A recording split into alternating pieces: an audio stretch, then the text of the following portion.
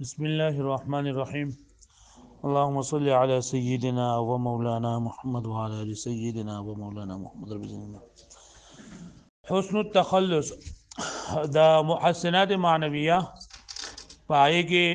ویل چې خاتمه دا او په خاتمه کې بنا خبرې چرینه دا پېښ کې پای کې سرقې کلام ویلو د سرقې کلام 15 قسمونه او بیا اته شذور د سرقې کلام چرینه دا متعلق نو پای کې اقتباس او تضمین عقد او حل تلميح حسن الابتداء دا پرون شو عقد او حل پرون سبق مونږ ویلو چې منصور کلام په نظم کې پیش کول دا عقد دی او منظوم کلام په نثر کې پیش کول دا جننده حل دی دا یو څونه له شو تلميح چې په خپل کلام کې یو شعر طرف ته یا یو قصې طرف ته یا قران او حدیث طرف ته اشاره وکړل شي دغه عمر ته به اشاره کړل شي د بده کې عمرو ابن حارث دغه سقاوت طرف ته دغه قساوت قلبي زلزله سخواله طرف ته اشاره کړل شي او قصې طرف ته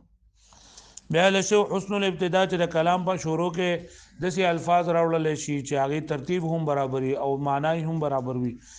او انسان مجبور کوي په دې باندې چې دا ورستو کلام دی او ویل شي او کبای کې مقصود طرف ته اشاره ورته لګي چې براءت الاستحلال او دایره پر مثال نه ویل شو نن سبق کې اولنې نمبر ده حسن التخلص حسن التخلص دې ته ویل کېږي چې کله یو سړی کلام پیش کوي نو د خپل کلام د مخ کې تمهید پیش کی تمهید پیش کی او بیا د هغه تمهید نه د مقصود اصلي طرف ته ځي یعنی لاول عام خبرې کې بیا عام خبرونه لري کم چې د مقصود ده هغه طرف ته لاړ شي او د تمهید او د غرض د دوانو په منځ کې مناسبت چنده موجود وي پوه شو دې معنی یعنی یو د مقصودی خبره کوي خو د مقصودی خبره نمک کې تمهید پیش کی هغه تمهید او د غرض په منځ کې دا مناسبت وي هاي لپاره مثال چې دا په شعر کې ذکر کړل دی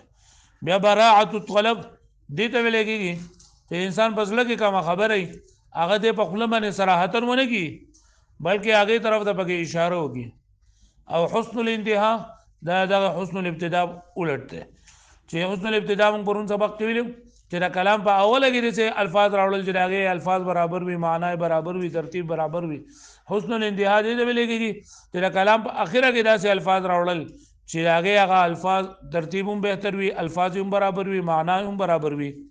او کداغه بیا دلالت کوي پر نور کلام پر مقصود باندې نو ایت براعت المقطع دلای بشنده وګوره ورته وم نمبر په دای کې خاتمه کې او په سرقې په متعلقاتو کې شپږم نمبر حسن التخلص حسن التخلص ته ویل کېږي هو الانتقال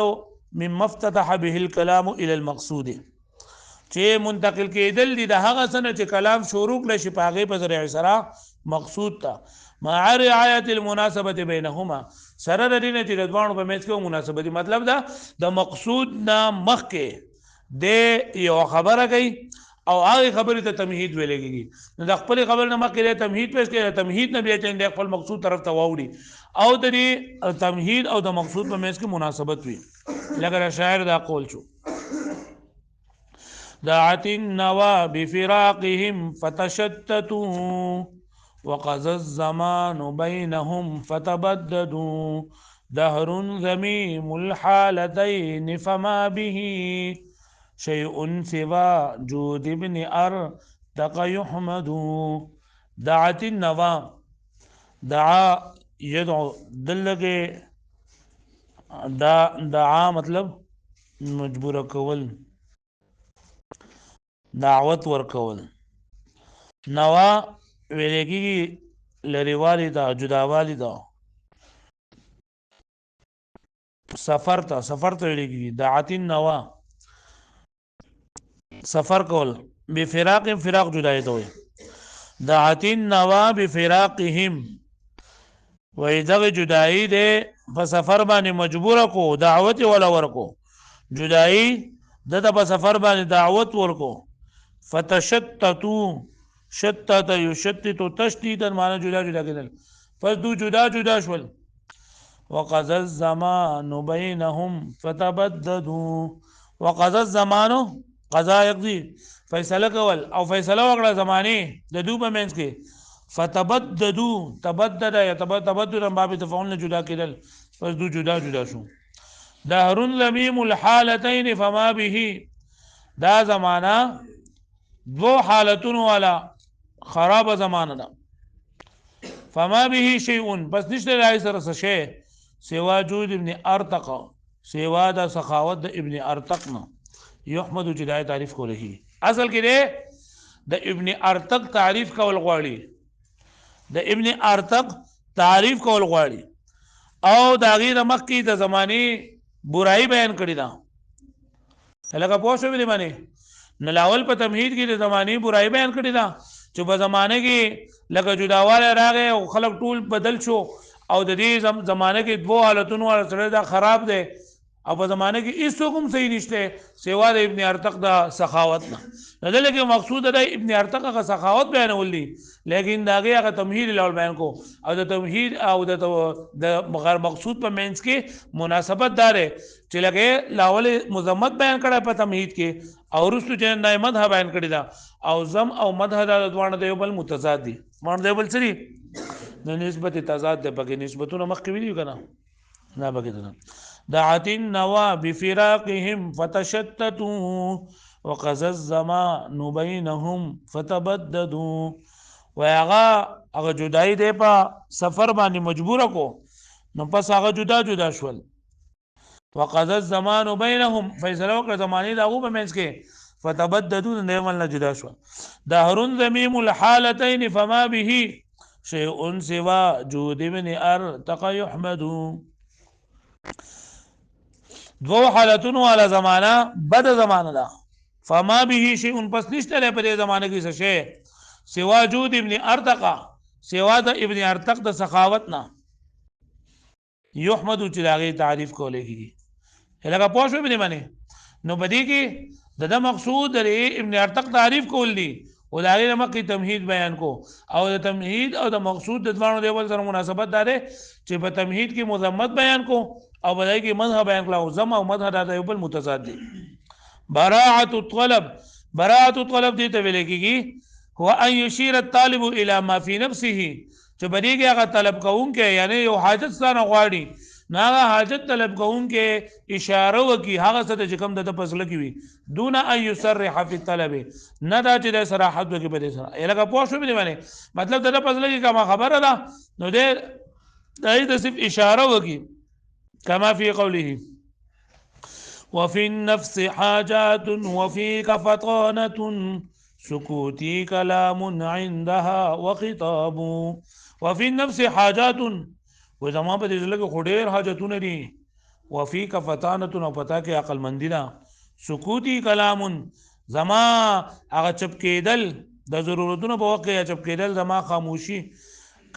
کلام دی عندها دا هو خطاب او خطاب دی مطلب دا کنه چې زما په دې لکه وړي راځتونه دي تنور پوي نه ضرورت په وخت کې چپ یما اته ضرورت په وخت کې سوي منو نه ته پوه شو به باندې کلام دا خطاب دی لکه پوه شو به باندې چې زما په لکه ډېری خبرې دي دا هغه تو کو لګي نور ته پوي به باندې او دا عام طور باندې په روزمره ژوند کې ډېر استعمالي کنه چې بس لګي کوم خبره نه هغه خلک ولګه تاسو خیسخه کې به مخ باندې ځکه دا بس لګي یو خبره ده بل دقیق حسن الانتهاء وان يجعل اخر الكلام عذب اللفظ چې کلام په اخره کې داسې الفاظ راوړي چې هغه خولي وي حسن السبق ترتیب بهتر وي خولي وي صحیح المعنى او معنی برابر وي فإن اشتمل على ما يشعر بالانتهاء پس کداغه کلام د سوي چې د اختتام باندې بیا غمازي کوي په اختتام باندې خبرو کوي نه ته براعه المقطع لګي يسمى براعه المقطع الکه پرون سبق چې څنګه حسن الابتداء شو نو دغه شان د حسن الانتهاء ده او بیا به حسن الابتداء کوم ویلو کله کلام په شروع کې دې خبرې چې ورسره په مقصود باندې خبر ورګي نه د براعه الاستهلال وي دغه شان دي په اخره کې دې خبرې چې په اختتام باندې خبرداري ورګي نه دې ولګي براعه المقطع كقوله بقيت بقاء الدهر يا كهف أهله وهذا دعاء للبرية شامل بقيت تری باقی پاتې کړل شي خبر به معنی الانشاء تری باقی پاتې کړل شي بقاء الدهر دا زمان شو پورې چې زمانہ قائم ده یا کهف اهله اے د زمانه والو زید پنا کاف غار ته وای یا کهف اهله و اے د زمانه والا زید پناه تدی ژوندې پاتې شي څو پورې د زمانه قائمه ده وهذا دعاء للبريه شامل او دا دعا د ټول مخلوق ته شامل ده نو ګوره د په کلام کې د کلام په اخر کې د دعا خبر وکړه